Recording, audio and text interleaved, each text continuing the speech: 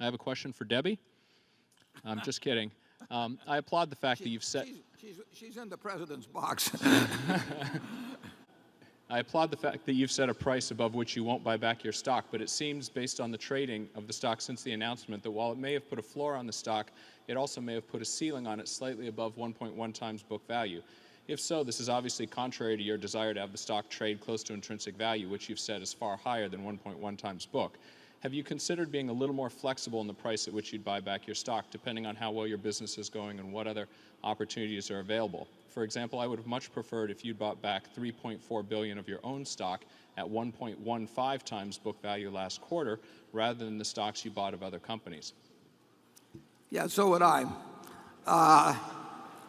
But I'm afraid, I don't think it puts the ceiling on, but I do think it certainly has an effect on a floor. It doesn't make a floor. I mean, you and I have seen enough of markets to know that, if things get chaotic or anything like that, floors disappear. So I think there could be circumstances under which we would buy a lot of stock, but I don't think they're highly likely at all.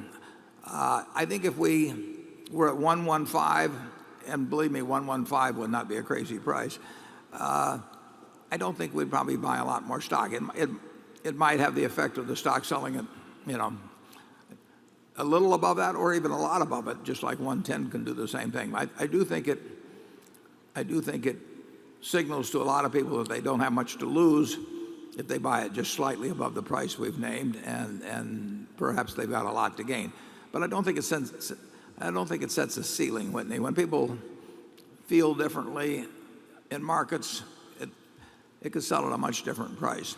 If I thought we would buy a whole lot more stock at a slightly higher price, I would probably adjust the price, but I don't think that's the case. I think it would just cause everybody to think, I can buy it at this little higher price and have very little to lose, just like they may very well think now. But you get into any kind of a chaotic market, and we'll have chaotic markets in the future, and we might buy a lot of stock.